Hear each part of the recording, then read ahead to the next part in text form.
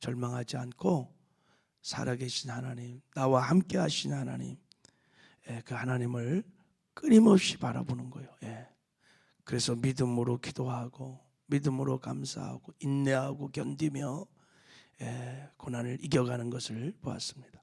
또 하나는 고난 중에 다윗은 철저하게 자신을 성찰하면서 회개 기도를 하는 거예요. 지금 내가 당하고 있는 고난들이 내가 살아온 삶의 결론이다 이렇게 생각하고, 겸손한 마음이죠.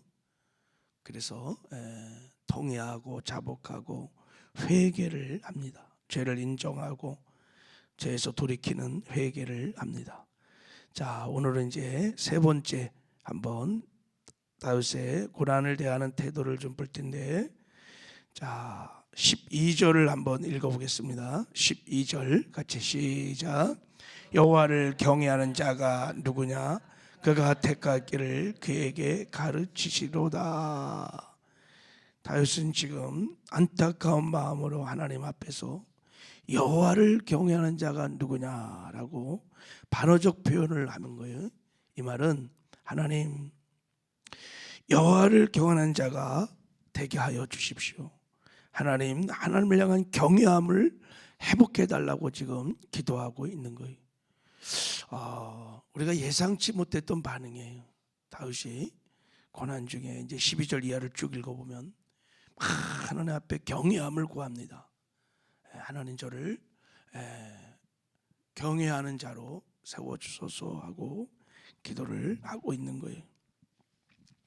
왜 고난 중에 다윗은 경외함을 구할까? 그것은 하나님을 경외할 때 주시는 놀라운 축복을 다윗은 잘 알고 있었기 때문입니다. 그래서 경외함을 구하는 거예요. 그래서 우리 한번 경외하는 자에게 하나님 주시는 축복들을 우리 12절 이하에 쭉 나와 있는데, 그것을 나누기 전에 경외함이 뭔지, 여기 다윗이 지금 구한 경외함이 무엇인지를 잠깐 상고를 먼저 보죠. 이 경외라는 것이 히브리어로 야레라는 단어인데 어디 나오냐면 출애굽 20장에 나옵니다. 출애굽기 20장에 보면 하나님께서 모세에게 내가 시내산에 강림해서 너희들에게 말씀을 주겠다 그래요. 이렇게 다 올라오라 그래, 올라오라고. 근데 모세는 정상까지 올라오고 백성들은 그 밑에 다 성결케 해갖고 다 준비하라고. 그래서 진짜 하나님이 시내산에 강림할 때 우레와 번개와 나팔소리와 산의 연기를 막 꽉 임해요. 그랬더니 백성들이 그것을 보고 떨며 멀리 서서 모세에게 이르되 당신이 우리에게 말씀하소서 우리가 들으리로이다. 하나님이 우리에게 말씀하지 말게 하소서 우리가 죽을까 하나이다. 막 두려움과 떨림에서 막 그렇게 말을 해요. 그때 모세가 이렇게 말합니다. 백성에게 이르되 두려워하지 말라. 하나님이 임하심은, 하나님이 강림하심은 너희를 시험하고 너희로 경외하여 범죄하지 않게 하려 하심이니라. 하나님이 시내산에 너에게 하나님의 셰카이나 영광으로 강림하신 이유는 너희로 하여금 너희를 테스트해 보려고, 그래서 경외함을 심어줘서 범죄치 않게 하려 함이니라 이렇게 말해요. 그러니까 경외함은 여러분 피조물이 창조주 하나님의 그 임재 영광 안에 들어갈 때, 하나님을 만날 때 생기는 마음이에요. 하나님을 체험할 때 피조물 가운데 만나는 이렇게 생기는 마음입니다. 두렵고 떨림이죠. 그들이 그 임재 앞에서 굉장히 죽을 것 같은 두려움과 떨림이 있었습니다. 그래서 하나님을 이렇게 만나고 나면, 하나님의 영광을 보고 나면, 하나님을 체험하고 나면 하나님을 하나님으로 인정하는, 하나님만 의지하고 하나님만 사랑하는 그런 경외함이 생기는 거예요. 두렵고 떨림으로 하나님을 섬기게 되는 거예요. 하나님을 체험하지 못할 때 하나님을 우습게 여기고 가벼이 여기고, 근데 정말 하나님을 체험하고 나면 하나님을 하나님답게 이제 섬기고 그런 경외함이 생겨요. 그래서 경외함이 생긴 사람들은, 경외하는 마음인 사람은 두 가지 신앙의 외적 표적이 특징이 있어요. 첫 번째 뭐냐면 하나님이 미워하는 죄를 동일한 마음으로 미워해요. 죄와 구별된 거룩한 삶을 살아요. 이게 경외하는 삶의 열매들입니다. 그리고 하나님이 정말 귀하게 여기는 말씀에 순종합니다. 그래서 우리가 하나님을 경외한 만큼 말씀을 순종하는 것입니다. 반대로 경외함이 없이는 하나님 말씀을 가벼이 여기고 말씀에 순종하지 않아요.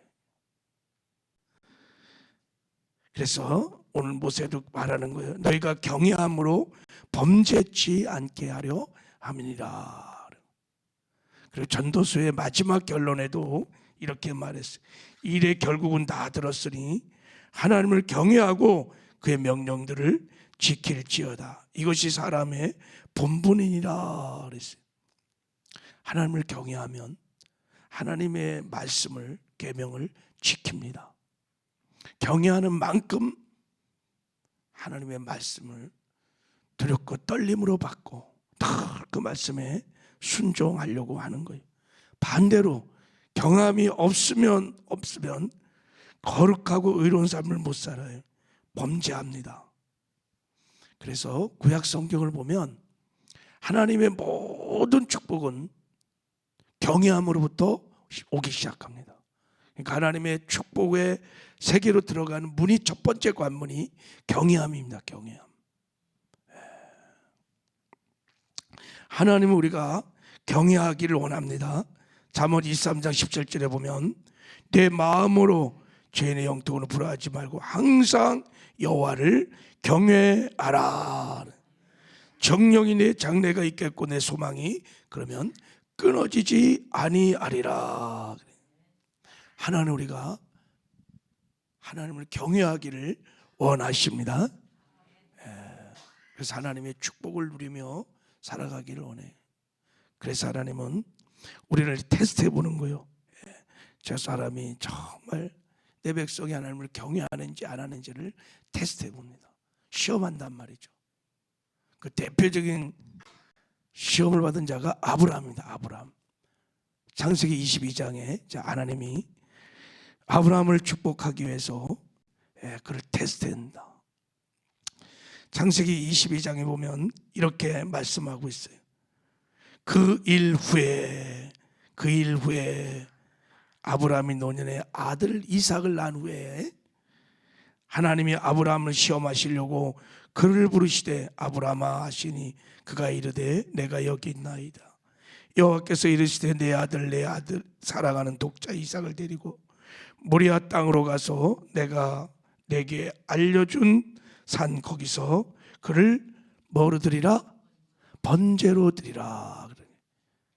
자, 하나님께서 이렇게 말합니다. 내 아들, 내가 사랑하는, 이렇게 표현해요.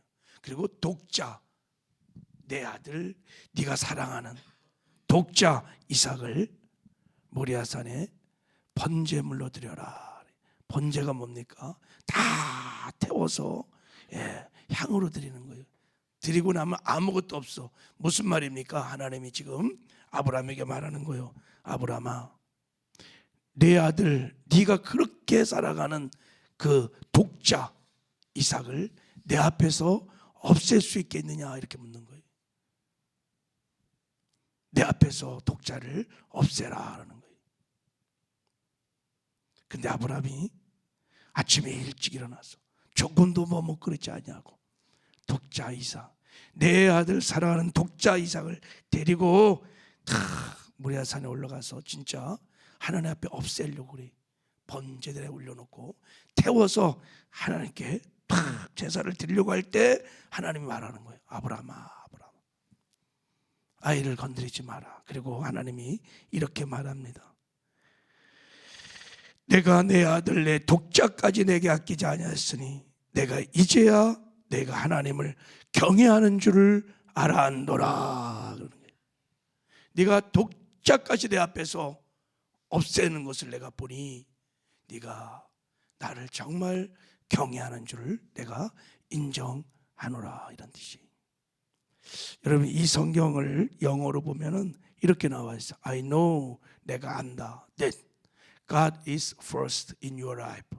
너의 삶에 내가 1번이라는 것을 확인했다, 이런 뜻이. 경외함은 하나님을 내 마음에 1번으로 모셔서 두렵고 떨림으로 하나님을 하나님답게 인정하면서 하나님을 섬기는 거예요. 그래서 하나님이 싫어하는 죄와 구별된 거룩한 삶을 살고 하나님 말씀을 존중하고 말씀에 순종해가는 삶을 사는 것을 경외함이라, 이런 것입니다. 근데 어느 날 아브라함 마음에 그 하나님이 일본에서 밀려나서 누가 들어섰냐면 아들 이삭이 들어선 거예요. 하나님께서 테스트해 보는 거예요. 점검하는 거예요. 아브라함이 순종합니다. 그래서 경외함을 보여주므로 이 사건이 하나님이 하늘문을 열고 아브라함의 생애를 축복하십니다. 구속의 역사를 이뤄가는데 아브라함을 사용하죠.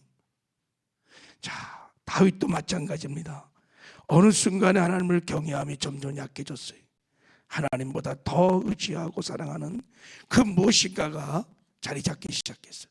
아마 성적인 쾌락으로 밧세바일 수도 있고, 그가 교만해서 자기 왕국을 막 건설하려고 했던 인구조사 같은 것들을 보면 다윗의 마음에 자기 왕국에 대한 무엇인가, 하나님 자리를 하나님 밀어내고 그런 것이 들어섰을 거예요. 그래서 하나님이 고난과 환난으로 다윗을 시험했고, 다윗은 아브라함처럼 하나님 마음을 잘 알았어요.